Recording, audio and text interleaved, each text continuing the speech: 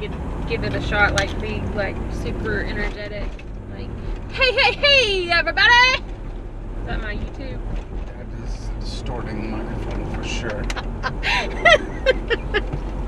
I think we're gonna kind of go through that process with him to kind of learn. Okay, that was bad. Shut up! That's what you were thinking. That's what you were thinking. Will you do it? You didn't like my intro, so you need to do it then. Or do you want me to try again? You little turd. Well, do you want me to redo it or do you want to do it? Shut up. Stupid.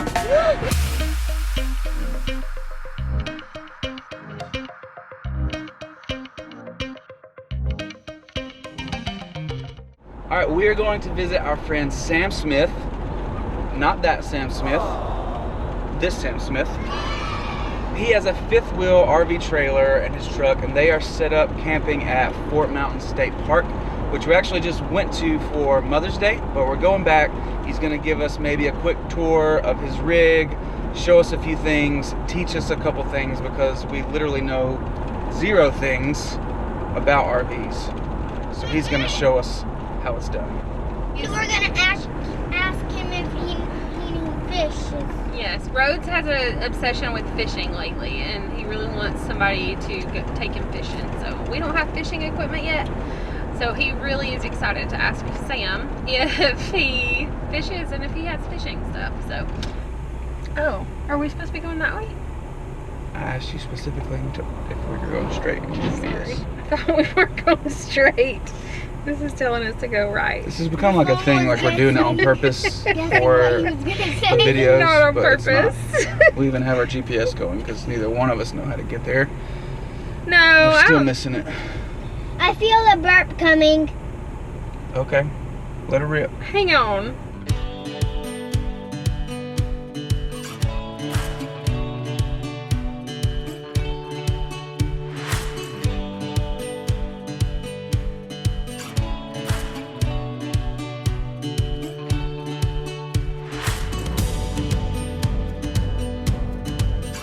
Can you ask Siri how many trees are there in the world? Great question, buddy. There's probably like millions just on this mountain.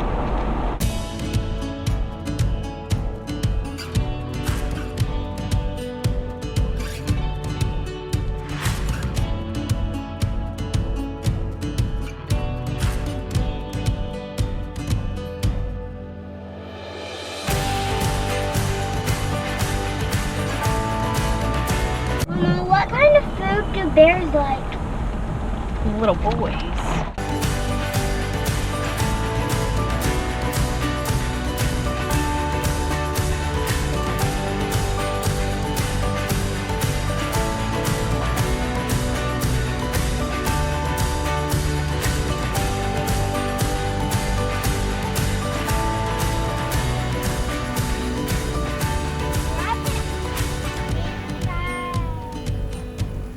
We're at 16.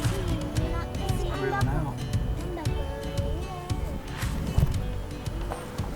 The man, the myth, the legend right there. There he is. There he is. What are y'all doing? Y'all were just in time. Yeah, that's what I'm talking about. Get out, come in. Oh, I don't care. How do I look? No, you look perfect. I'm sweating really good. So we're here with the man, the myth, the legend, Yeah. Sam Smith. He's Sure. one of the best guys that I know. So Sam's gonna give us maybe a quick tour of his rig a little bit later, as well as just showing us the ropes, teaching us, because again, we don't know anything about RVs. So he's gonna show us what all this stuff is, and we're gonna let you guys know too. What kind of It's trailer a you got here? Jayco. A Jayco. It's a Jayco. The number, I don't even know the number. 351. It's a Jayco 351. We bought it used, and it was only like 16 months old.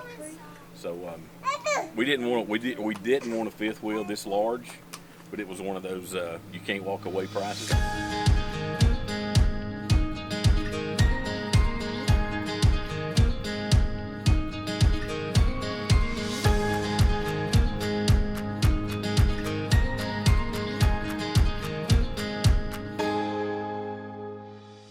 So we got an awning. We don't usually keep our awning out, but I needed some shade today. So a lot of people put their awnings out and leave them out.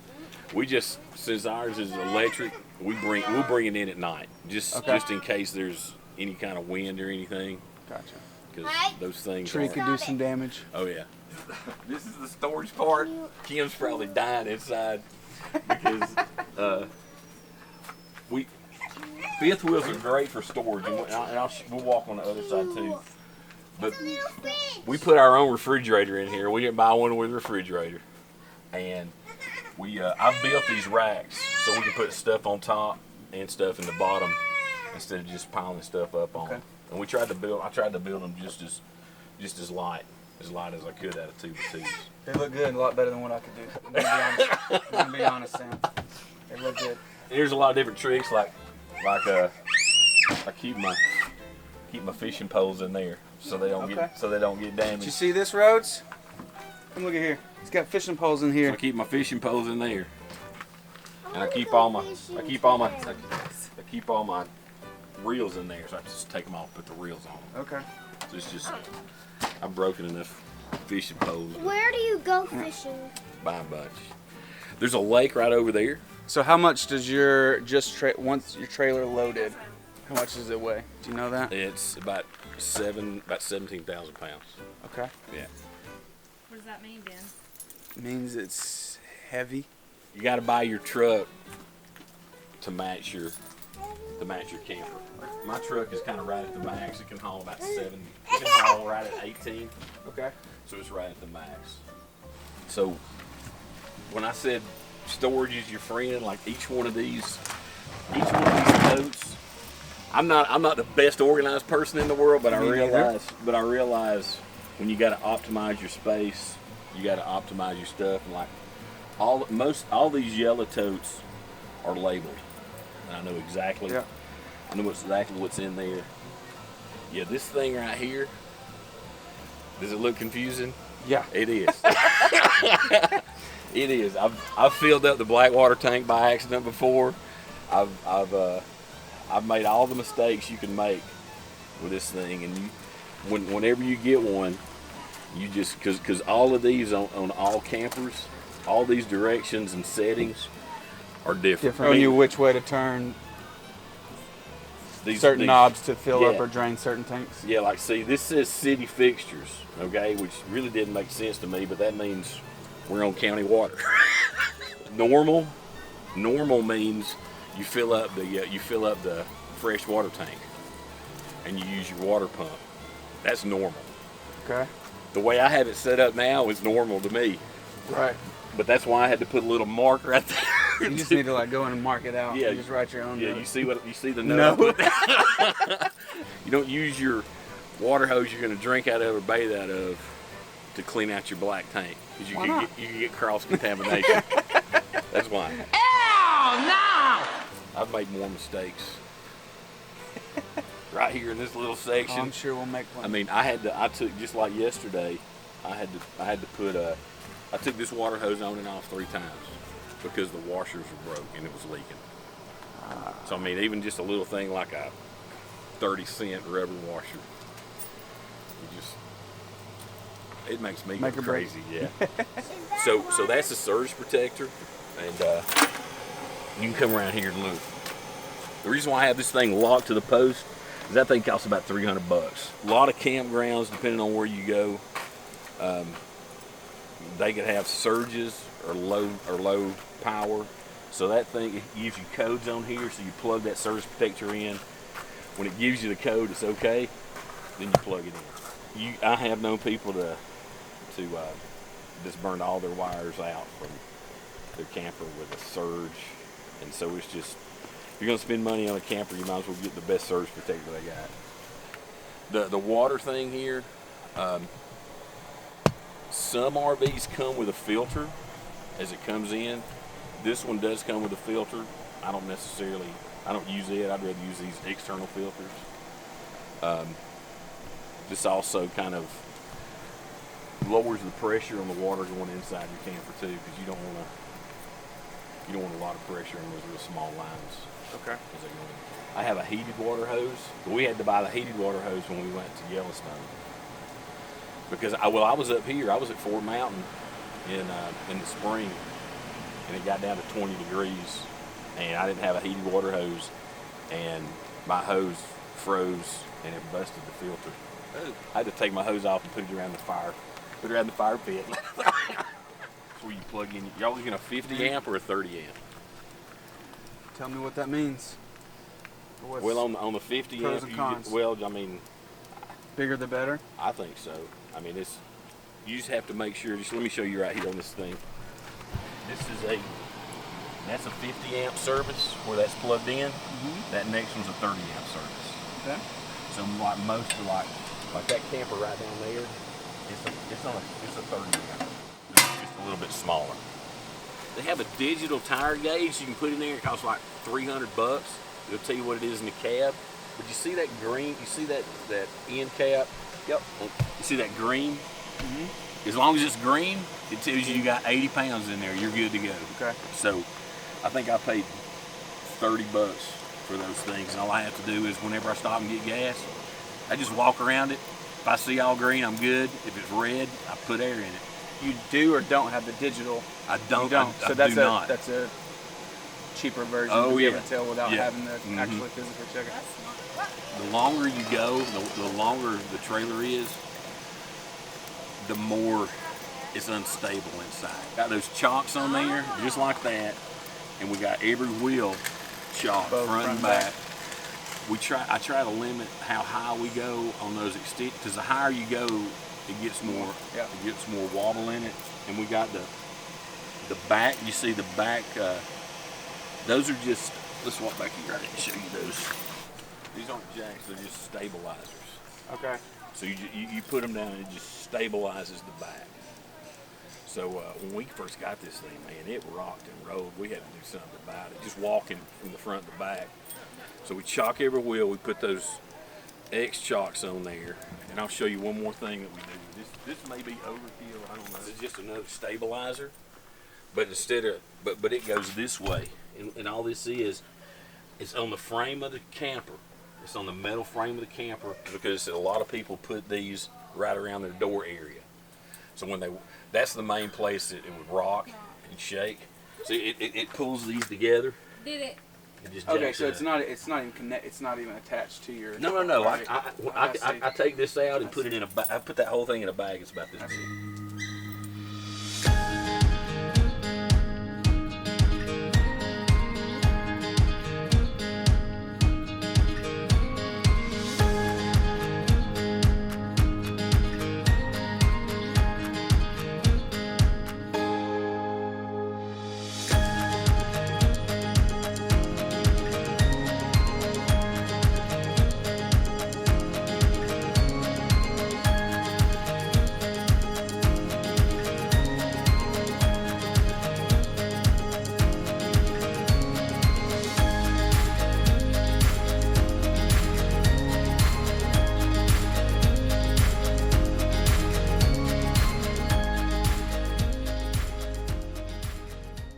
Fireplace over there, that's an electric fireplace, and actually that thing puts out heat, so it's pretty cool. The couch right behind you, that's a pull-out couch with a bed. It's not very comfortable. There's different types of refrigerators.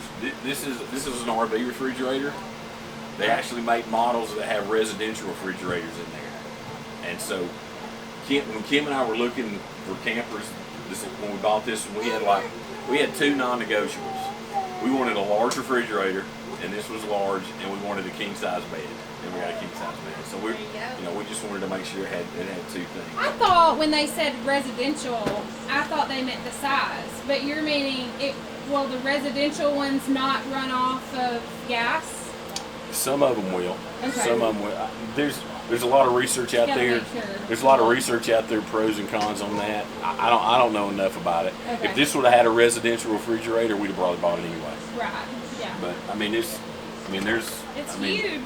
There's a lot of room. Yeah, I mean that's double the space of some of them. Though. Yeah, some of them are just this size. Yeah, that's what I've told Ben. I'm like, we've got to have one with a decent size fridge. Yeah. With everything in, we still have access to the fridge. Yeah, that's great. Yeah.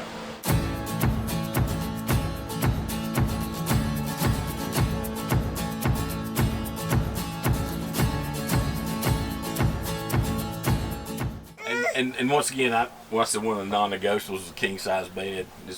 That was kind of thing that sold us on this. But we weren't shopping.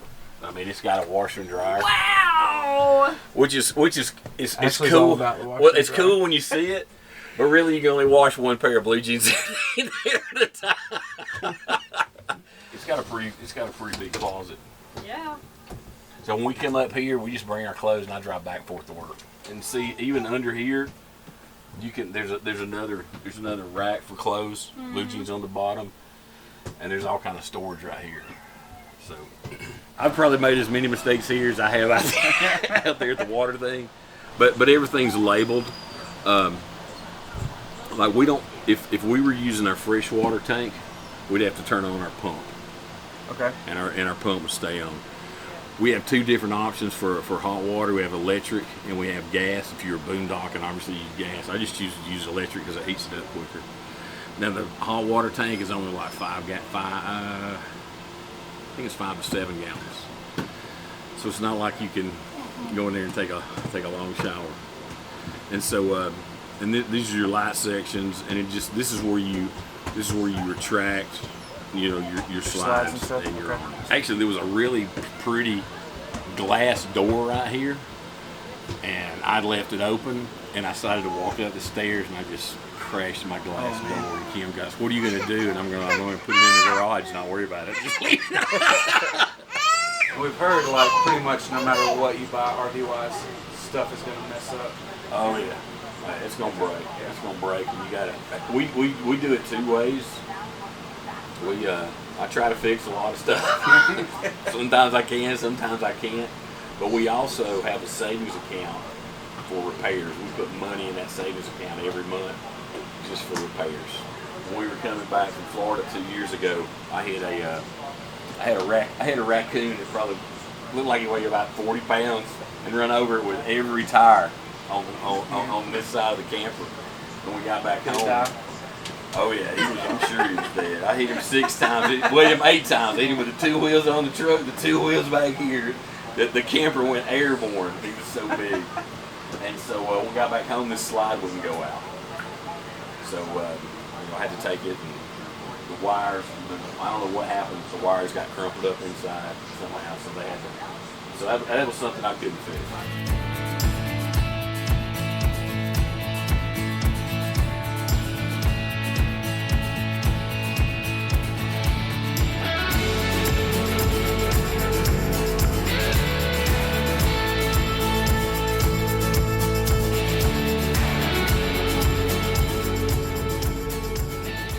Just give us a quick rundown about your truck. What do you got? So it's a Dodge. This is just a work truck. It's a Dodge 2016. It's a Tradesman series. It's 2500. It's diesel. Diesel, you have more power, you have more pulling capacity, but it's also more expensive to keep up. Whereas the oil change on this is $100. Oil change on a gas truck is $30. Right now I have 80,000 miles on this truck, and I'm really happy with it. So have you done any specific upgrades to this truck to help with pulling the trailer? Yeah, I have. Actually, I had to get these step rails on here. Kim didn't like getting a running start and jumping in, so we bought these step rails. Another thing we added that you can't really see from out here, you see that gauge right above the 4-wheel drive? Is I have airbags under the back where I can raise the back of the truck so it'll be a more level ride. I had to put those on there because when we went through Kentucky, man, the Kentucky highways are not very good. And it beat me up, and it beat the truck up, and it beat the camper up. So airbags underneath. It's just a suspension thing that helps with your shocks. So this is a short bed truck, and if you're not careful when you're making turns on the short bed truck, your fifth wheel can get in your window and knock your window out, or get on the side of your truck. The other truck I had in the fifth wheel I knocked the window out. Mackenzie thought somebody was shooting at her. She was in the back seat, and the window exploded. But this hitch right here is called a slider hitch. Oh, I've seen these. And what you can do is is it gives you like 18 more inches. So you just pull that out, and it'll slide that way, and it'll give you more maneuverability to get it in and out of places. But you still have to stop, chalk the wheels, and get it back. If I had one thing to do over again, I'd probably get a long bed truck and not get a slider hitch. Gotcha. There's nothing fancy about it, but we're happy with it. Don't get white. Don't get white? No, don't get white.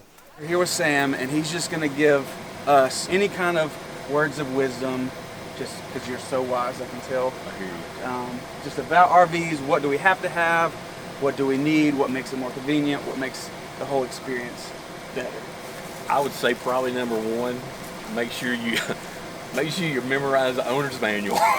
Memorize it. or memorize the table of contents. Okay. So when you can find it. when there's a problem, you go in there, you know where to find it. So, the owner's manual is your best friend. Sometimes the challenges you might have might not be in the owner's manual.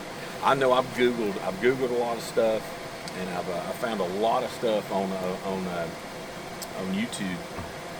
We're on YouTube. Are we on YouTube? We are. Do you subscribe? I think I do. He does. If you click on it and it goes there and I watch it, do I subscribe? So you watch it but you don't subscribe. Okay, that's fine. That's fine. I'm learning. So yeah, learn the owner's manual. When you're setting up, don't get in a hurry. Don't get in a hurry, because when I've gotten in a hurry is when I've made mistakes. Yeah. And don't try to buy everything at one time, because the list for all these is never ending. I mean, I have a list right now of stuff I want to buy. I want to buy a generator. I want to buy a new grill. So obviously you can live without generator, a new grill. So Yep. So even maybe thinking about us when we're going to do it full time, we're not going to have a house to go back to. Right. What are just maybe a couple things that we just have to have that won't already probably come with the RV that we just have to get right out of the gate? You find something that makes it feel like home. Okay. Because you're going to live in it, it's going to be your home. It's not. So just find something that makes it home, whatever makes it home for you. There's probably 1,000 things I could tell you gotta have. We don't have time for that. You'll figure it out. You'll figure it out. The most I've learned about RVing is trial and error. And I think that's what we're going to find too. Even though we're trying to soak in, so we appreciate you taking the time to show us around, give us your tips, but I'm sure it's still, even when we get out there, we're going to learn about and the more you're prepared, I won't say the easier it is, but you know you'll have a plan. Yeah. You'll know what to do next. If you fail to plan, you plan to fail. That was great. Abraham Lincoln said that, didn't he? Something like that. All right, thanks, cool. Sam. Cool, man. Big shout out to Sam for hosting us for a couple of hours, showing us around his rig, teaching us a couple things that we didn't know. So over these next 7 months, as you know, or maybe you don't know, if you don't know, the whole reason why we're making videos, all this kind of stuff, is we're going full-time RVing starting in 2020. So we'll link the video where we talk about why we do that right here, so you can click on that afterwards. Who doesn't love Sam?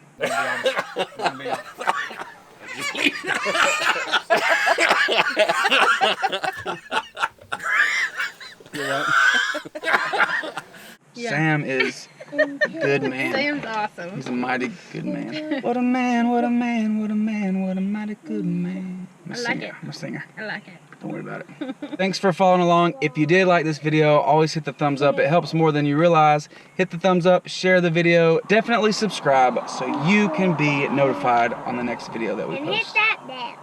Hit the bell. Hit the bell. That's right, Chica. Hit the bell.